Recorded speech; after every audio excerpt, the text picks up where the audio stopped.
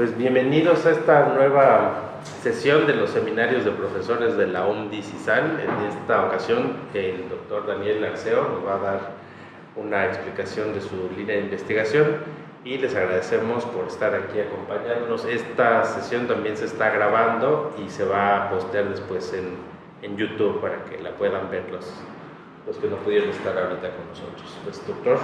Bueno, buenas tardes.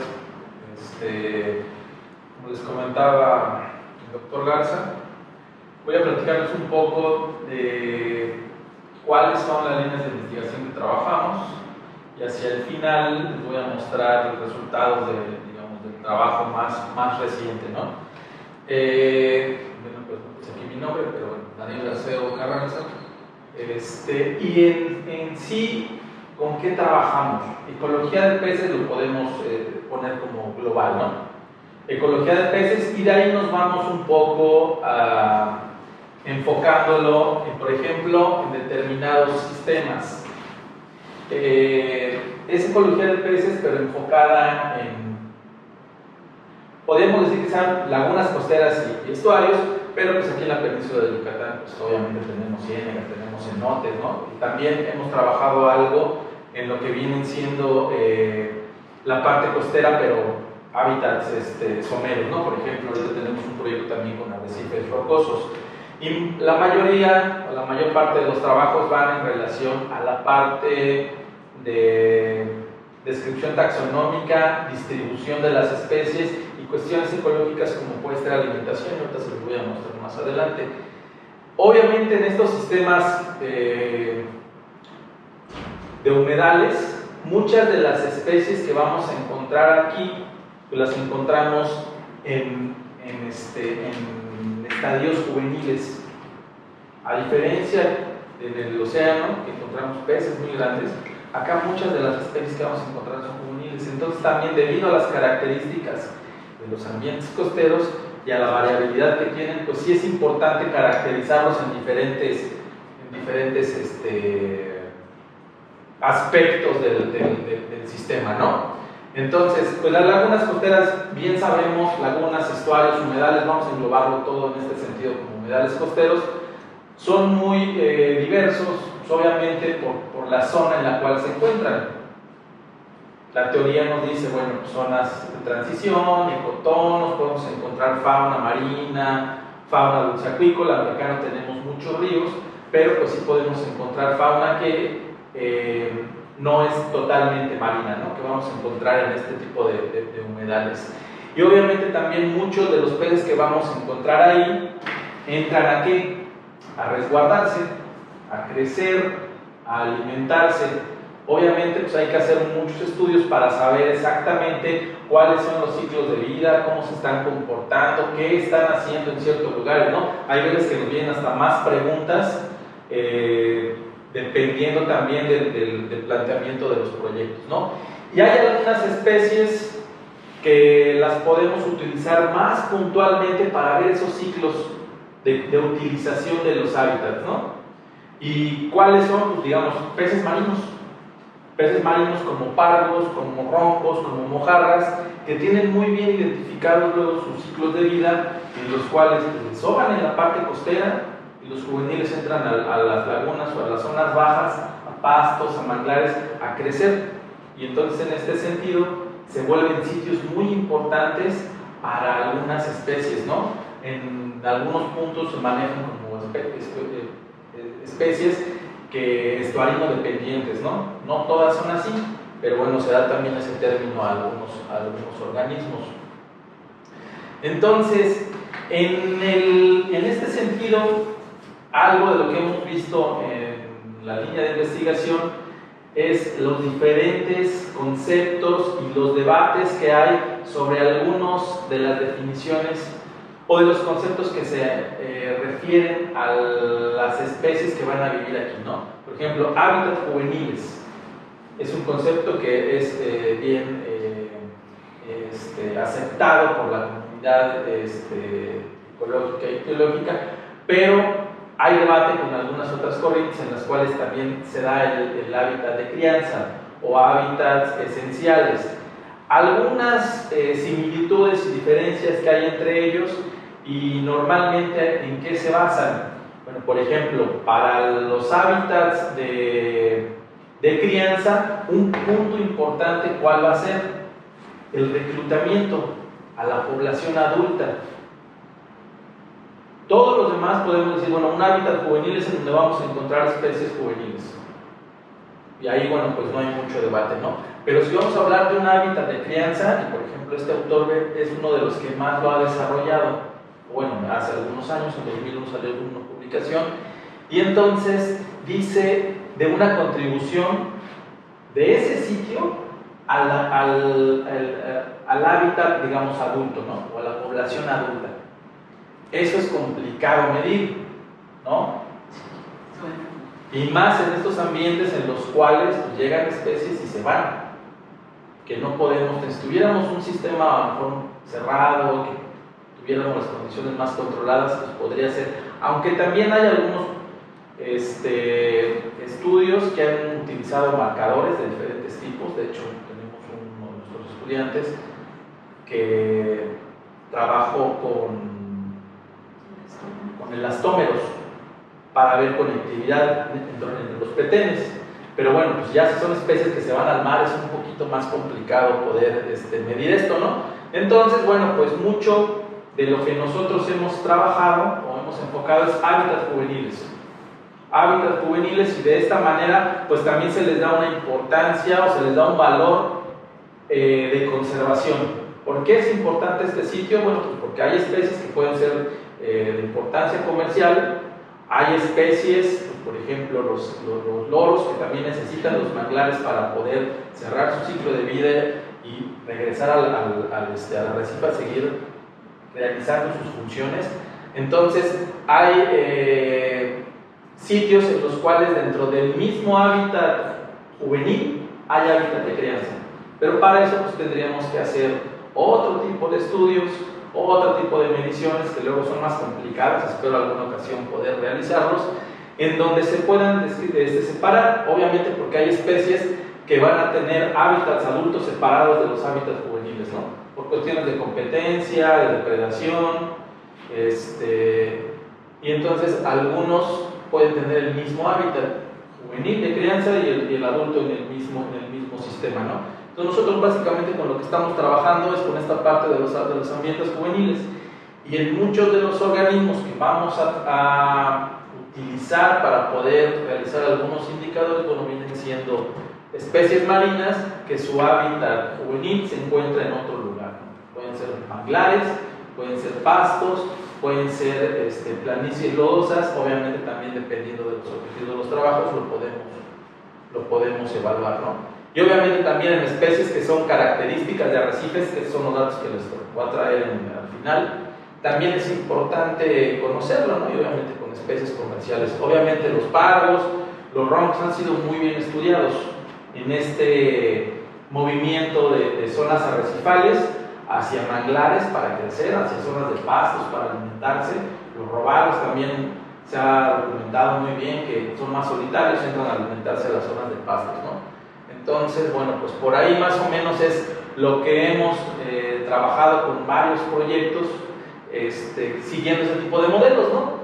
En los cuales, bueno, algunas especies como pargos y roncos, que son los que están más identificados con esos ciclos de vida, de cómo se van moviendo desde la llegada a los estuarios, a las lagunas, cómo van a zonas de pastos o de manglares que tienen una productividad secundaria bastante importante, que sirven como zonas de alimentación.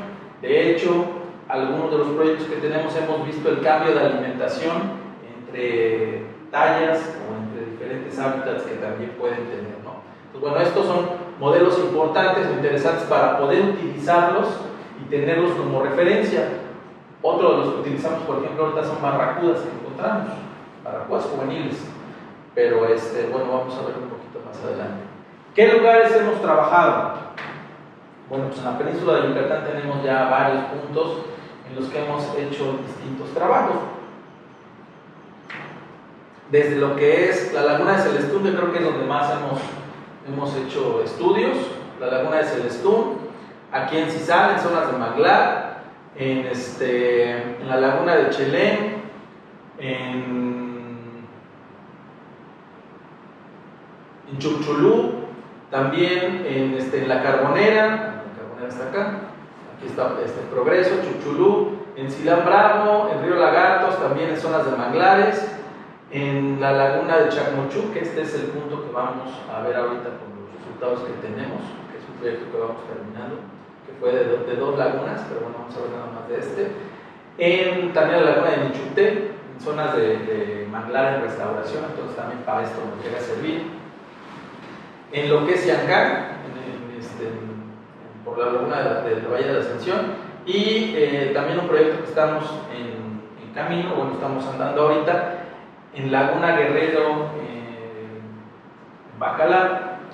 Entonces, son sitios que pues cada uno de ellos tienen condiciones bien distintas, hidrológicas, ¿no? Por ejemplo, Celestún pues, tiene un gradiente hidrológico totalmente estuarino, con salinidades más altas en la boca y obviamente con los ojos de agua en la parte más interna, entonces se diluye muy bien la salinidad. Pero otros lugares como, por ejemplo, la laguna de Chelén o la laguna de Río Lagartos, pues normalmente son lagunas hiperalinas.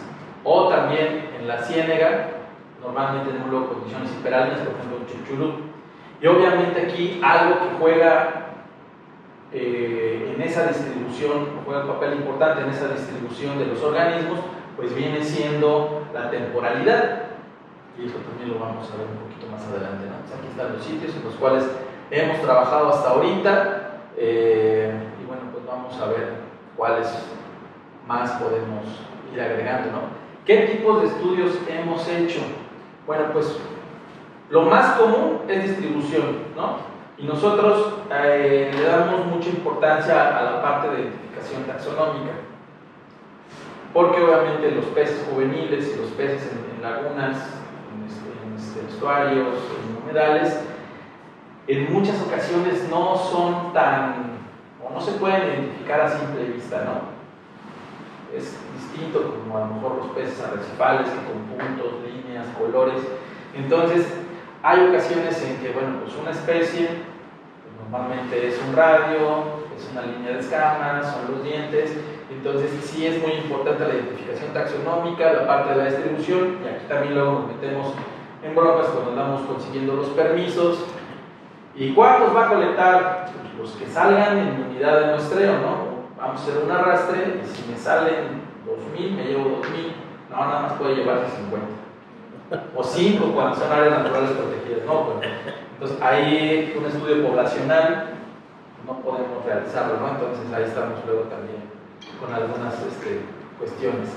Hemos trabajado también con variaciones nitémeras, esto fue en la Carbonera, cada 2 horas muestreando, y ahí identificamos muy bien cambios en la comunidad o en los ensamblajes de peces, y veíamos que si nosotros íbamos en la mañana era muy distinto al que encontrábamos en la tarde, o en ocasiones las tallas era lo que cambiaba. En las noches a lo mejor hay más depredadores solitarios, y entonces, bueno, pues es otra la dinámica que se puede dar en estos sitios, ¿no? Entonces, bueno, pues también un trabajo que nos dejó muchas satisfacciones. Obviamente los análisis tróficos, ecología y dinámica trófica es en lo que se basa la línea de investigación. Entonces aquí tratamos de, la mayor parte de especies que tenemos es analizar de qué se alimentan en cuanto a las distintas tallas, temporadas climáticas, y también hemos utilizado estos análisis de alimentación en aspectos de, por ejemplo, indicadores para restauración. Y aquí obtuvimos unos resultados bien interesantes en la tesis de un estudiante en Siancán, en donde un pez que era totalmente estuarino, que es un bolín, Tifrodiltes poliomus, en ambientes que no había cobertura de manglar y en donde sí había cobertura de manglar, cambiaba totalmente de alimentación y hasta de nivel trófico. Se volvía, por ejemplo, de ser carnívoro a ser prácticamente detritófago. Son especies que se adaptan a las condiciones adversas. En este caso, pues era una de las especies que tenía más éxito en esa zona impactada, ¿no? Pero si nosotros queremos ver cómo van regresando condiciones de restauración o de recuperación de funciones, pues lo que esperaríamos es que se vaya pareciendo a la dieta del pez que está en la zona conservada, ¿no? Entonces también para eso nos ha servido. Obviamente también considerando algunos otros características de los peces, como por ejemplo el ciclo de vida, de que entran como juveniles a las zonas de manglar. Entonces encontrábamos en esas zonas de restauración peces que fueran marinos, por ejemplo pargos llegamos a encontrar, barracudas llegamos a encontrar, eso nos decía de esa función. En cambio, si nosotros llegábamos en otra temporalidad y no había, o en otro estado del manglar que estuvieran impactado, y encontrábamos puros peces estuarinos, pues nos dice que esa función no ha regresado, ¿no? Entonces también nos puede servir las historias de vida de cada una de las especies, y obviamente más de este tipo de peces marinos de importancia comercial, peces que tienen este tipo de modelos, ¿no? Indicadores de contaminación también lo hemos trabajado, obviamente enfocados a esta parte de hábitats juveniles, y también recientemente hicimos algo de agregaciones reproductivas en arrecifes de Xcalac, trabajando con cuestiones de Pinophelus striatus y con relaciones de abundancia con sonidos, ¿no? Entonces, para ver cómo había ciertas frecuencias y para identificar la densidad de las especies que había o si había distintas especies, ¿no? Entonces, bueno, también eso lo llegamos a trabajar en menor medida, ¿no? Y bueno, parte del trabajo que les traigo es este proyecto que fue para dos sitios, uno de Chelén y uno de la laguna de Chacmochú, que es de donde les voy a dar los resultados, y era ver la importancia de la heterogeneidad ambiental, hablando sobre cuestiones abióticas, hidrología, también hablando sobre cuestiones de hábitat, tipo de fondo, cobertura, si era zona sin vegetación, si era manglar, entonces toda esta parte también para hábitats, en este caso enfocado a juveniles de peces, tratando de verlo con especies de importancia comercial. Entonces lo que hicimos fue analizar toda la comunidad, todo el ensamblaje de peces, y de ahí pues ya nos fuimos como desmenuzando objetivo por objetivo para poder identificar esto, ¿no? Entonces, bueno, aquí fue evaluar los ecosistemas, solamente les traigo un punto. Es un sitio, ahorita les voy a explicar el Chacmochú, si lo conocen, es un sitio que hasta el día de hoy no está tan impactado, es una reserva estatal, pero tiene unas características bien particulares que si no se cuida, que si no se conserva, bueno, puede haber repercusiones en un futuro próximo, ¿no? Entonces, lo que hicimos fue la parte de hidrología, caracterizar los hábitats, ver la comunidad íctica. Obviamente, si queremos ver la parte juvenil, pues ver los análisis de las tallas, ¿no? Cómo o qué tallas serían adultos, cuál es el hábitat juvenil, cuál es el hábitat adulto de las especies de importancia. La alimentación también, que es algo en lo cual estamos todavía trabajando en ello, no tenemos todavía todos los estudios tróficos, y intentamos un análisis económico, pero de eso todavía no tenemos los datos. Bueno, la laguna de Chacmochú, no sé si la ubican, ¿ya la habían escuchado? Bueno, se encuentra, este es Cancún, entonces se encuentra al norte, esta es Isla Contoy, y acá está Isla Mujeres. Entonces se encuentra en el municipio entre lo que es Cancún y Isla Mujeres en la parte continental, pero toda esta barra es la que ahorita se está desarrollando. ¿Es Isla Blanca? Isla Blanca, con hoteles hasta más grandes que los de la Riviera, ¿no? Entonces, bueno, ahí podemos hacernos varias preguntas. ¿Cuál va a ser el manejo de los desechos?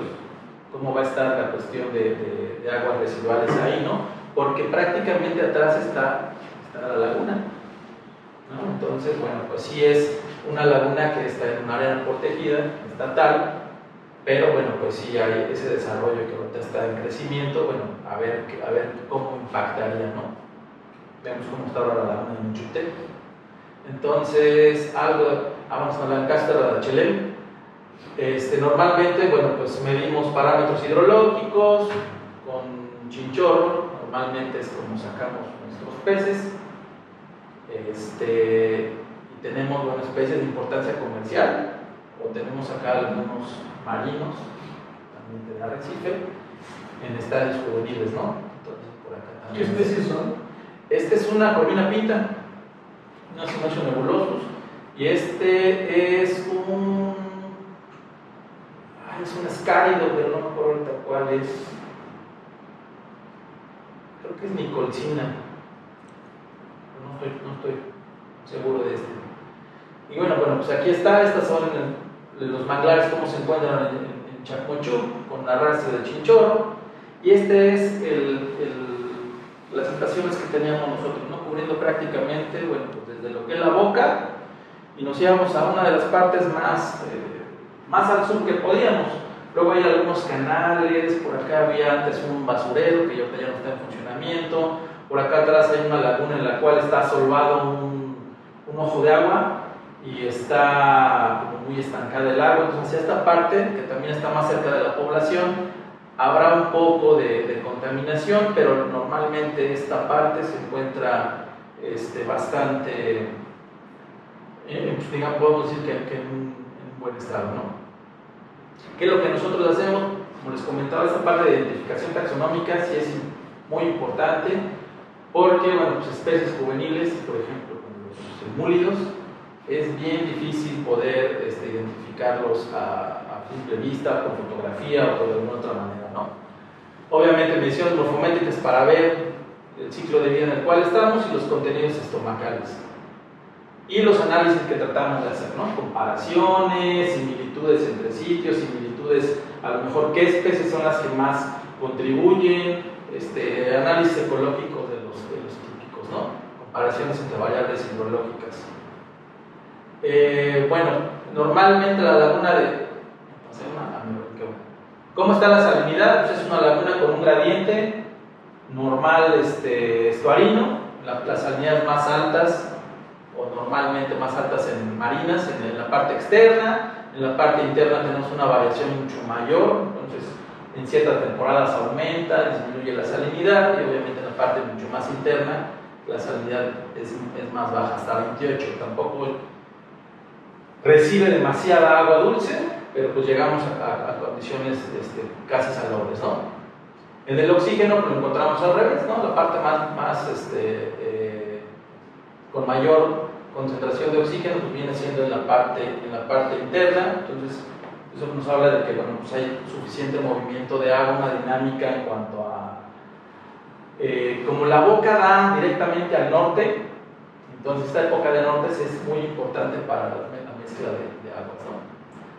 Temporalmente no encontramos variaciones, pero bueno, pues en cuanto a la temperatura, aquí sí, normalmente vemos que pues obviamente por los mismos frentes fríos, pues se enfría más el agua. Pero eso pues también trae ciertas características importantes a las comunidades de los peces, ahorita lo vamos a ver.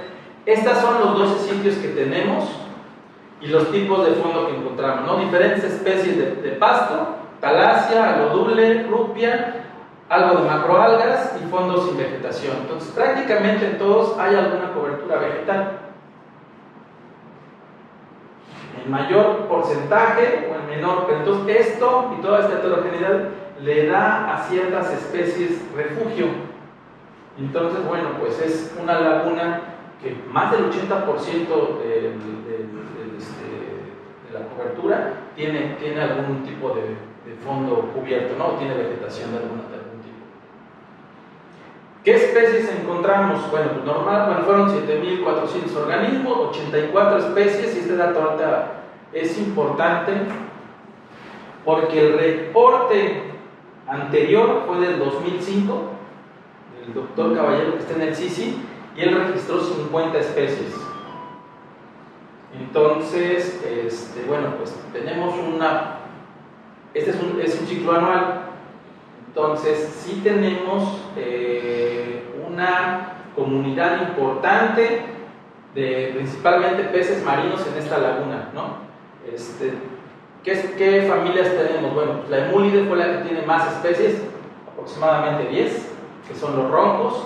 Tenemos también algunas mojarras, mojarra blanca, mojarra de Cynostomus, los Diapterus, guerres, que bueno, pues también especies marinas, tenemos alrededor de 9 especies. Sardinas, anchoas, pargos, con 6 especies. Y bueno, por acá también podemos observar algunas especies que los serránidos, tuvimos una, escorpénidos una, por acá mujitos una, muy bien. Y es una especie normalmente que encontramos acá en las ciénegas o en las lagunas.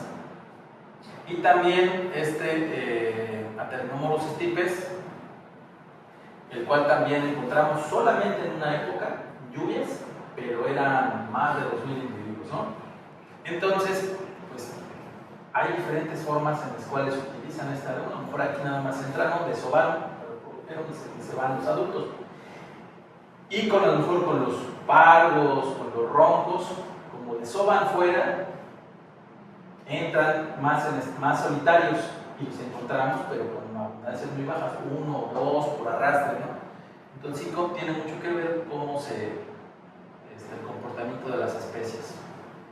En cuanto a los parámetros comunitarios, bueno, la zona por los nortes es cuando encontramos más especies, más de 50. Entonces, durante esta época de norte, de vientos fuertes, sirve de refugio de muchas especies, en abundancia durante lluvias, pero es por esos cardúmenes de juveniles de tanto anchoas como Aternomorus. Y obviamente pues, la parte de mayor equidad y mayor diversidad pues, durante los nortes, porque no tenemos esas abundancias extremas, tenemos más especies y se encuentran más repartidas, ¿no? Estas abundancias. Diferencias encontramos entre todas las épocas, obviamente aquí porque esas abundancias, esa composición de especies sí nos arroja algunas especies que son más características, hidrológicamente no tuvimos diferencias, entonces hay una distribución en toda la laguna. Y por ejemplo, en cuanto al aporte de cada especie a una similitud, para nortes, estas son las que más aportan y encontramos barracudas, encontramos pargos, por ejemplo roncos, ¿no? Que sí son especies que usan este sitio en ciertas temporadas, aquí principalmente en nortes. Para secas, obviamente las especies que tuvieron abundancias de cardúmenes reproductivos, solamente muy puntuales. Y en lluvias, bueno, pues especies que también se llegan a adaptar más, ¿no? O que también tienen aquí un cardumen reproductivo. Hicimos este tipo de análisis MDS para ver cómo se distribuían las especies en cuanto a la abundancia en todos los sitios. Entonces, por ejemplo, ¿cuáles elegimos? Familia de múlidos, familia de pargos, barracudas y las dos que tuvieron abundancia extrema, ¿no? Entonces, los roncos tuvieron una amplia distribución, principalmente en nortes y en lluvias. Y aquí podemos observarlo. Normalmente el azul viene siendo el de los nortes, entonces prácticamente en toda la laguna se distribuye, encontramos organismos. Durante lluvias fue menor, pero también tiene una distribución en diferentes puntos, y durante secas se redujo más, pero también hay una abundancia importante. En secas encontramos más fueron pargos, y vean este parguito, no mide más de 10 centímetros, y de ese tamaño era la mayoría de los que llegamos a encontrar. Entonces, muchos de ellos estaban donde en cobertura de pastos y en sitios cercanos a la boca. Entonces, a lo mejor ya con otro tipo de estudios, identificando bien, o a lo mejor marcándolos, pudiendo ver si de aquí se van directamente a poblaciones adultas, sí podríamos hablar de un hábitat de crianza, ¿no? Ahorita todavía estamos hablando de hábitats juveniles. La mayoría de ellos, bueno, prácticamente todos estaban en talla de menor a primera madurez, y la distribución aquí está, ¿no? Durante lluvias fue muy amplia, durante el norte los puntos azules, que también, y en secas fue la mayor abundancia, pero en puntos muy aislados, solamente en 2. Entonces habrá que ver aquí, como lo manejamos a nivel de familia, sería cosa de ver si estas especies tienen diferente temporalidad de reproducción o de abundancia en estos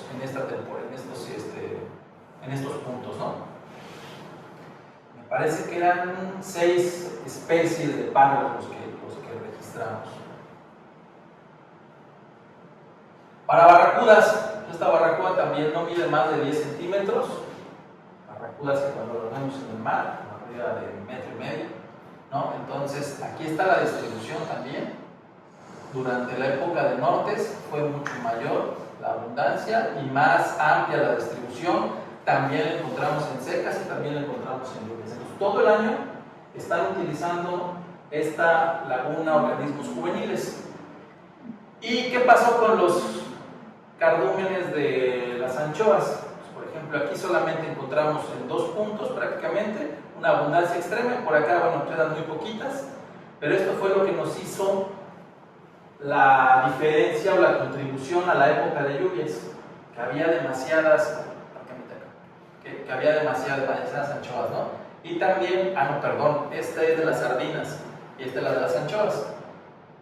Estos puntos, y bueno, es el mismo sitio en el cual las encontramos. Entonces, bueno, pues algo hay en estos puntos que son importantes o que son atractivos para esta especie, que ahí es en donde encontramos durante esa temporada los cardúmenes muy abundantes, ¿no? En cuanto a alimentación, bueno, esto nada más son datos bibliográficos, todavía no terminamos con las revisiones de los contenidos estomacales, pero la mayor parte de los organismos que tenemos se alimentan de zooplancton. Una parte muy importante de productividad secundaria en los pastos, pero encontramos carnívoros ictiófagos también. Tenemos las barracudas, tenemos los roncos, tenemos los pargos, ¿no? Los pargos a lo mejor se los podemos poner por acá, pero las barracudas, y por ahí también otros que les llaman iguanos, sinodóntidos, nodus que también desde pequeñitos son depredadores muy voraces, ictiófagos, ¿no? Entonces, bueno, pues también tenemos una red trófica con varios niveles tróficos muy bien estructurada, ¿no? Aunque sea en una comunidad de peces juveniles.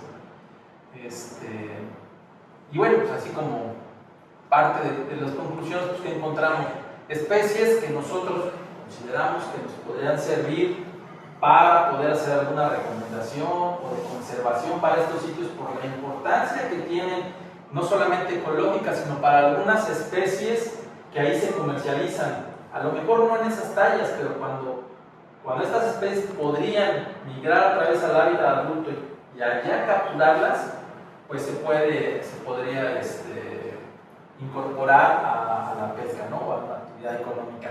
Que eso es parte de lo que también hicimos, no traje los resultados, pero se platicó con los pescadores, con los restauranteros, y decían que sí tenían cierta actividad dentro de la laguna, ¿no? O sea, en cuanto a pesca, en cuanto a peces y también algunos camarones, ¿no? Entonces, pues, con los datos que nosotros encontramos, sí podemos reforzar esa hipótesis, ahorita nada más de decir de hábitat juveniles. Por el debate del hábitat de crianza, con el reclutamiento, que eso digamos, nosotros no lo medimos, ¿no? Pero especies, más del 80% de las especies que encontramos, tallas menores a la primera madurez, entonces son especies juveniles, que ese sitio se vuelve muy importante para que puedan cerrar todo su ciclo de vida, ¿no? Obviamente hay algunas especies que van a ser mucho más abundantes porque por su misma forma de vida, por su misma reproducción, forman cardúmenes. Obviamente tenemos especies que forman grupos y algunas más solitarias, ¿no? Pero entonces también, obviamente están estas especies y las que habíamos mencionado al inicio, pargos, roncos y barracudas, que son como esas especies que son totalmente marinas, que viven en el arrecife, pero que juveniles están en la laguna, tienen una amplia distribución, ¿no? Principalmente en qué épocas, nortes y lluvias, aunque se encontraron durante todo el año, ¿no? Lo de taxonómicamente la contribución o hacia el listado taxonómico y la distribución de las especies en esta laguna, pues aumentó 34 del listado inicial del 2005 del doctor Caballero. Entonces, bueno, pues también esto va dando ciertas herramientas de conservación, porque algunas especies que encontramos ahí son angostignátidos, encontramos caballitos y pipas.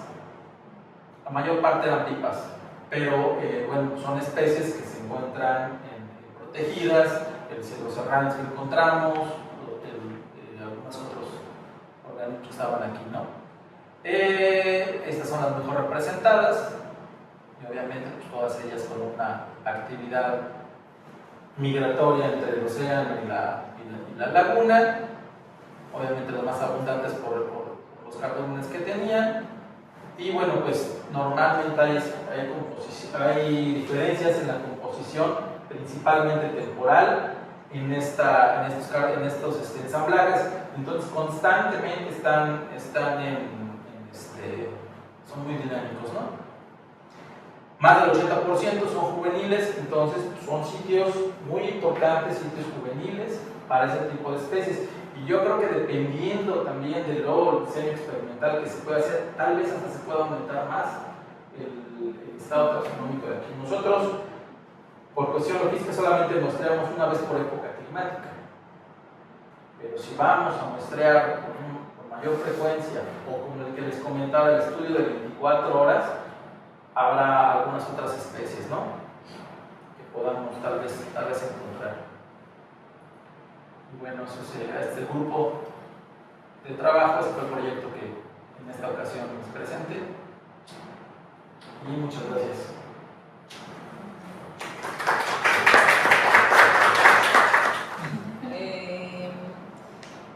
Cuando fueron a trabajar ahí a la laguna, pues también está el manglar, ¿no? Como en toda la orilla, y la parte de la barra que da como hacia el mar.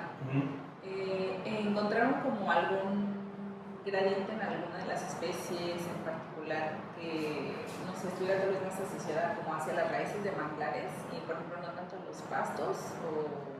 ¿O qué nos podrías como contar de eso? O sea, me interesa como esa parte de los diferentes hábitats. Sí, la parte directamente los manglares no colectamos. Lo más cercano era, no sé, a 20 metros.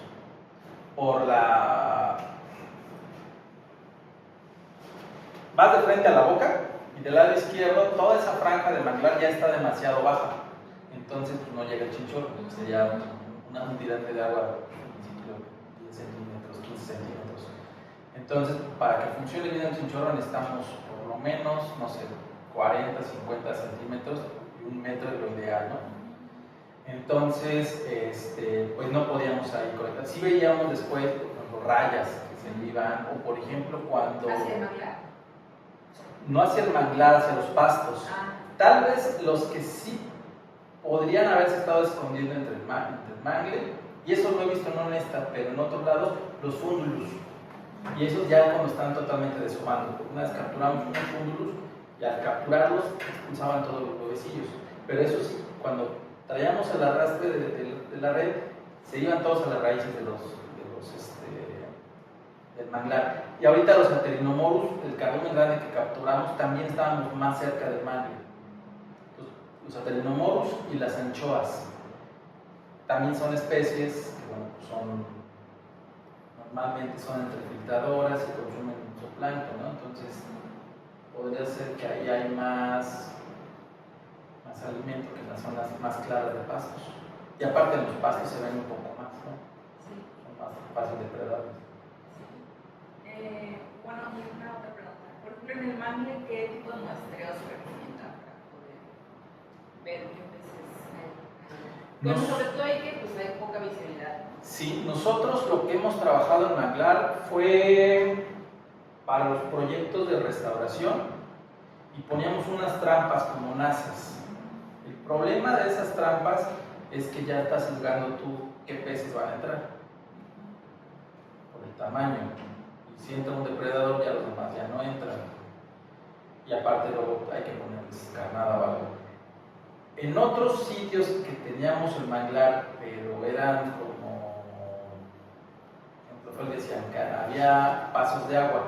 En el paso de agua se abría como un claro. podíamos tirar atarraya, sin abrirla tanto, pero una atarraya, digamos, bien cortito, ¿no? Y nos sirvió. Y la otra, utilizamos cámaras. El problema de las cámaras es que, bueno, luego podíamos decir, bueno, aquí hay un pardo, pero ya no sabíamos si era Apple o era cuál otra especie, ¿no? Porque pues, hay que revisarlos, eso es lo que la parte taxonómica es importante. Pero por lo menos para saber, en este caso decimos, bueno, pues es un lutjánido, y el lutjánido tiene esos movimientos migratorios que utiliza el manglar para refugiarse. En este caso, que lo que queríamos comprobar era la función de hábitat juvenil de mangles para peces marinos, bueno, en ese caso pues, servía, ¿no? O luego encontramos también un sargento, pero ese sí es fácil de identificar. Pero ya cuando encontrábamos, por ejemplo, poesílidos, ¿cuál toses, rastianes, cuál es? Entonces ahí era como que combinamos tanto las cámaras con las colectas por el chinchorro. Y hay otros sitios, es que los mangles para la parte de restauración hacen canales. En esos canales podemos poner, ahí tenemos una red como de patín, que es como teníamos, que se montaba en un patín para pastos. Nosotros la desmontamos y utilizamos esa red y que quedaba del tamaño exacto del canal. Entonces, con unas cuerdas lo jalábamos desde fuera y caía todo. Entonces ahí sí pudimos identificarlo bien. Pero ese fue una que el canal lo acababan de hacer, lo acababan de limpiar, le habían dado mantenimiento. Luego lo llevamos, lo quisimos hacer en otro lugar y ya tenía raíces abajo, ya estaba solvado, ya no se pudo hacer igual. Entonces, para la parte del mangle tienes que tienes que estar ahora sí que ideando o ver cuál ahí sería la mejor forma de poder colectar. Hay unas redes que son como de 100 pies, que está la boca hacia afuera y va entrando como en zigzag al manglar. ¿Y esa para qué sirve? Cuando hay marea alta y marea baja. Entonces, también para eso en ese caso se pueden utilizar ese tipo de redes, que tienen varios compartimentos. Entran los peces hasta el fondo, cuando hay marea alta, y ya después ya no pueden salir. Pero hay que estar pendiente y obviamente habría que ver el diseño experimental cuando sea marea alta, marea baja, estar pendiente ahí, sacarlos, colectarlos, fotografiarlos, todo. Gracias. Oye, Daniel, vi en la estación de muestreo que no se metieron al centro. Ajá. ¿Por qué? Por la profundidad. O sea, pero es por no tener los recursos para poder muestrear ahí. Si todo lo mostramos con chinchorro, entonces acá, luego los canales de navegación o las zonas más profundas, a lo mejor no canal de navegación, porque ya teníamos más de 2 metros. Entonces, para nosotros solamente fue con la parte de chinchorro. Si nos interesara muestrear todo, a lo mejor llevamos un changuito camaronero y ya lo podemos muestrear en una parte un poco más profunda. Sí, yo digo porque si el objetivo es tener una lista sobre las especies, las familias que componen la fauna con fines de conservación, si a lo mejor convendría estar un poco más al centro. Y la pregunta de los manglares también es bien interesante. Hace poco leí una cosa que usaron inteligencia artificial con cámaras de tal manera que entrenaron al algoritmo con las fotografías de las especies identificadas. Y entonces lo que hacía la cámara era tomar una foto de algo que normalmente es difícil de identificar, pero el algoritmo podía identificar con base en el entrenamiento que hicieron. Entonces, de esa manera, pues pudieron, porque es un rollo estar siempre claro, ¿no? Por la heterogeneidad que tiene. Y me pareció muy interesante porque pues, es una alternativa ahora tecnológica que se podría ocupar para identificar esas especies que están ahí que normalmente con los métodos tradicionales no tenemos acceso. Sí, por lo menos la forma para saber, aunque sea esta familia, saber cuál es, ¿no? Entonces, sí, hay algunos estudios de morfometría que también, pero obviamente hay que sacar al peso, pero ya estando con cámaras, yo creo que se va a desarrollar un poco más para este tipo de ambientes, que el problema es la turbidez, la zona difícil acceso por las raíces, por todo esto es complicado. De hecho, total, con lo de las especies, sí puedes luego saber qué especies puedes encontrar en determinado ambiente, ¿no? Nos metimos, solamente fue fue como prueba, ya después no pudimos entrar por lluvias, pero me parece que fue hasta acá, una como lagunita, y ya nos llegaba el lodo hasta la cadera, bagres, pero por el sedimento, porque es mucho alimento. Sacamos bagres y sacamos rayas ahí, de asiatis, que esa la dejamos porque era una asiatis de ese tamaño. Pero bagres, una cubeta de bagres. Entonces, sí, también, dependiendo del ambiente y dependiendo de los recursos que hay, bueno, pues sí puedes más o menos saber qué es lo que podrías encontrar en primer plano.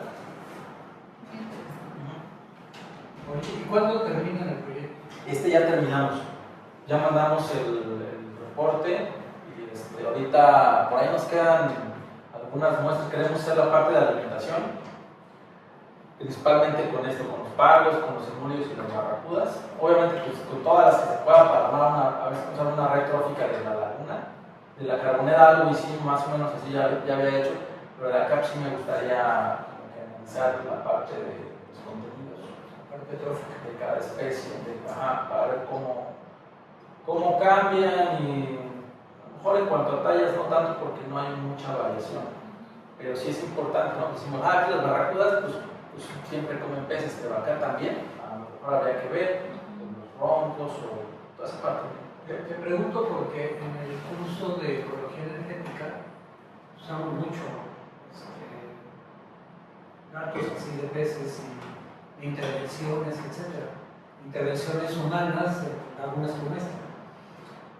Estaría muy bien si eventualmente pudiéramos tener acceso a tu reporte o que eventualmente fueras a contar esta historia a ese curso, porque sería bonito utilizar esta información para lo que se hace en el curso son diagramas de flujo de energía para encontrar cuál es la magnitud del valor ecológico que tiene una especie en particular y luego en términos de energía se traduce ese valor ecológico y le damos luego un valor en pesos. En pesos porque el argumento que yo uso para eso es los tomadores de decisiones no tienen unidades de energía, ni tienen escalas tróficas, ni nada. Pero si tú les dices, esta especie vale tantos millones de pesos por su papel ecológico, a lo mejor ahí tiene un poco más. Entonces lo usamos como herramienta en el curso. Entonces estaría padre porque si dices que es una zona en desarrollo, todo eso, pues va a tener un efecto aquí. ¿Y sobre qué va a tener el efecto? Yo me estoy imaginando. Pues es todo el sedimento, de lo que decías. ¿No? El aporte de los manglares, de los pastos y todo eso. Seguramente ese es el botón que dispara toda la dinámica ecológica de la laguna.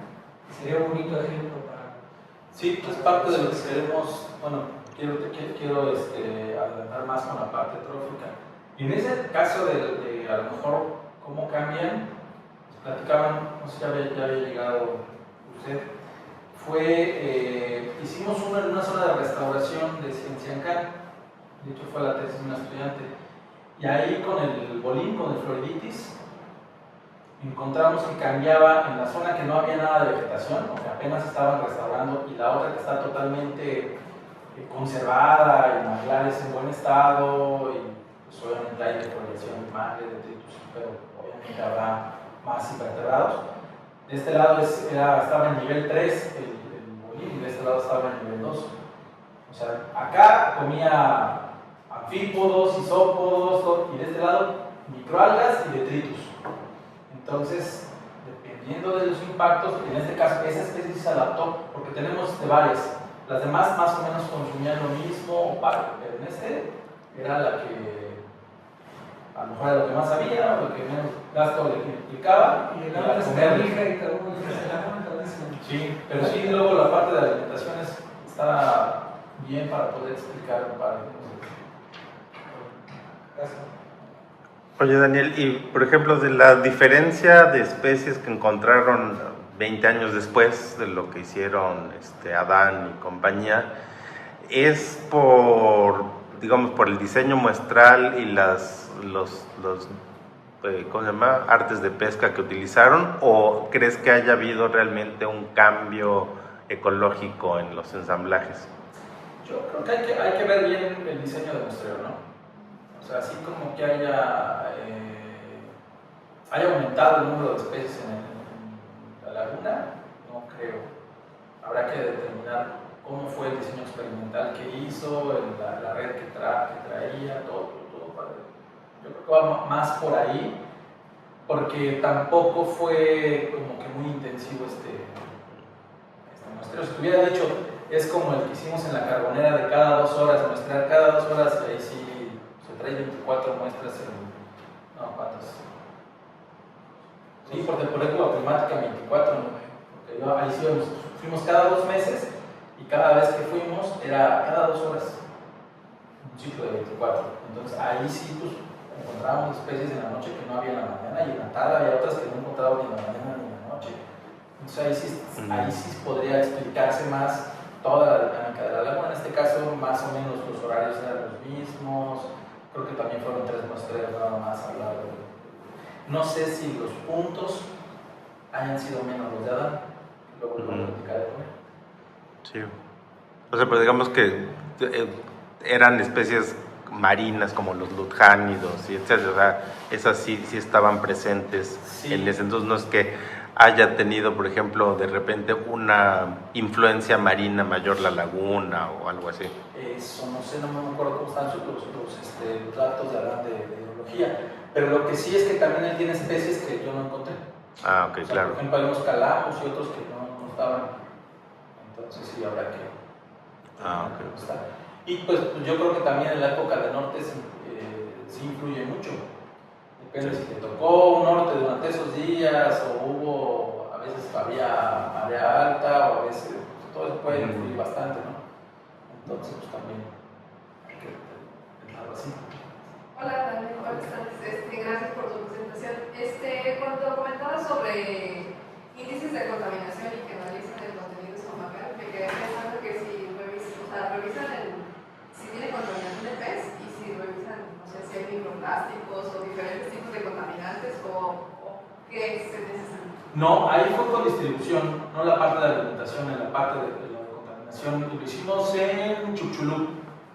Y obviamente había temporadas en las cuales los compuestos nitrogenados estaban muy elevados, veíamos mucha basura, espuma en el manglar y toda esta parte, y fue más que nada por distribución. Y también ahí había 2 especies, que era Cyprinodontido, era un Cyprinodontido y no me acuerdo, Cyprinodontido ahí era un Cyprinodontido, que son los que son más tolerantes.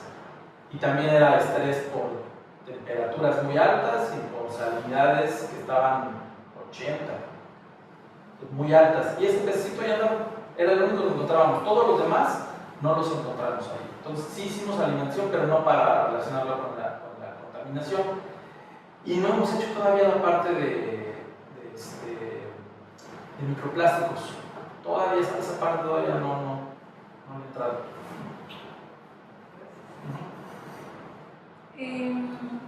¿Tienen alguna idea de cómo ha cambiado o no el ambiente, o sea, las variables fisicoquímicas y también el ventos?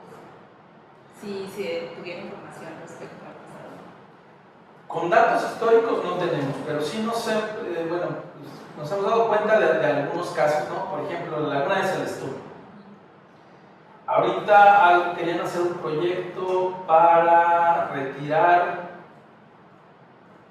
¿Cómo se llama? Está el puente y se está solvando demasiado. Entonces querían otra vez como que quitar toda esa pelea de manglar y querían quitar todo ese... Como dragar.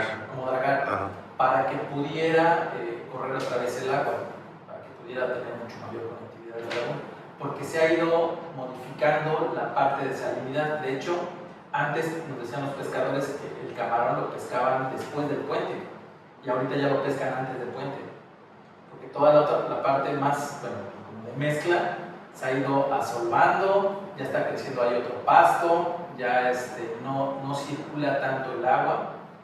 Entonces ahí sí es por el puente que hicieron, y por la dinámica de la laguna se ha ido asolvando cada vez más, se ha cambiado la dinámica hidrológica, Y pues obviamente también supongo que la comunidad de peces habrá cambiado un poco por las cuestiones de regulación, ¿no? Ahí vamos a encontrar ahí especies que no pueden llegar hasta allá. Y hay otros lados, como también la laguna de Chelén, con todos los cambios que han hecho ahí con el puerto, dragados, pues también llegan a cambiar, ¿no? Condiciones. Entonces, de repente tú llegas a la laguna de Chelén, pues ya es que hay un montón de casiopeas, ¿no? Mucha materia orgánica, contaminación alta, entonces, pues sí ha cambiado. Entonces ahí habrá que ver pues, cuáles son las especies que todavía se pueden ahí mantener. Nosotros no tenemos como indicadoras alguna de contaminación o que estén por algún cambio, ¿no? En ese sentido tampoco hemos trabajado con ello. Felicidades por tu trabajo. Desde el punto acuícola, por lo general, en la producción de juveniles o los de hatcheries comerciales o de investigación, se toma la actividad de repoblación de juveniles de peces para ciertas zonas. Entonces, en nuestra labor aquí en la UNDI, nosotros estamos produciendo juveniles de peces marinos y muchas veces se viene la idea de llevar a cabo esta actividad de repoblación de juveniles, en especial lo que es aquí el Puerto Abrigo, para mejorar la población de peces en estos ecosistemas. Entonces, ¿cuál es tu opinión? Imaginemos la posibilidad de repoblar juveniles de robalo, Centropumus senicimale, que es una especie que su ciclo de vida ocurre con desovas en el mar, larvas tardías que migran desde el océano o el mar hacia el estero para crecer. Entonces, ¿cuál es tu opinión y cuáles serían las sugerencias para considerar? Pues yo personalmente robalos prácticamente no he encontrado en estuarios. O sea, sí está esta parte de que son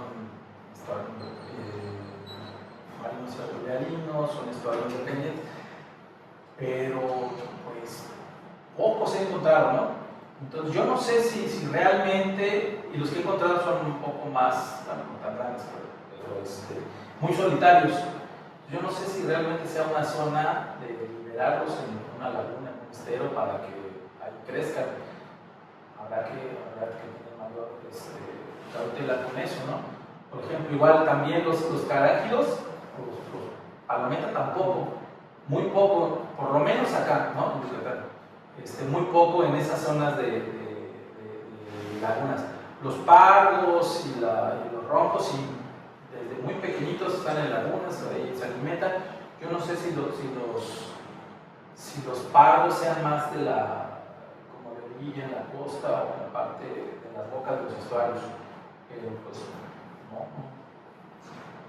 no lo sé, porque si los pones ahí de repente se le mueren todos. El equilibrio ecológico sería importante para empezar, pero también se ha documentado que ciertas poblaciones se han recuperado desde acuacultura y es una obligación para laboratorios que manejan totoabas, supongamos en la península de Baja California, tener que resembrar cierto porcentaje de lo que se produce para conservación y también por importancia económica pesquera.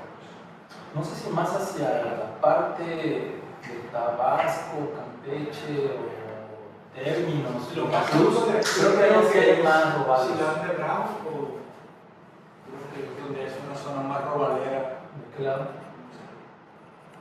Tipo de estero, quizá. Pues habrá que ver los reportes, todo eso, porque creo que en los petenes tenía el doctor Ayala un reporte de los petenes y creo que sí había ido a robar. Pero acá, por lo menos yo, todos los estudios que tengo, robados. Yo estaba viendo que En la de acá, sí, no. Y Mario creo que tiene alguno en Celestún, pero yo no recuerdo de haber sacado uno, así como para poder decir, sí, aquí es zona de juvenil para robarlos y para que crezcan. gracias. Muy bien. Pues no sé si alguien más tiene alguna pregunta. ¿No? Pues le agradecemos mucho al doctor Daniel Arceo por su plática y los esperamos, no me acuerdo cuándo es el siguiente, pero se los anuncio en él. No, es que no toda la gente ha pedido sus... Como... Diana sí pidió, tú Ángel también pediste, ¿no? Ah, Carlos ya también la dio. Pero hay muchos que nunca respondieron al llamado, entonces por eso queda como chimuelo el calendario. Muchos son los llamados, pocos los escogidos.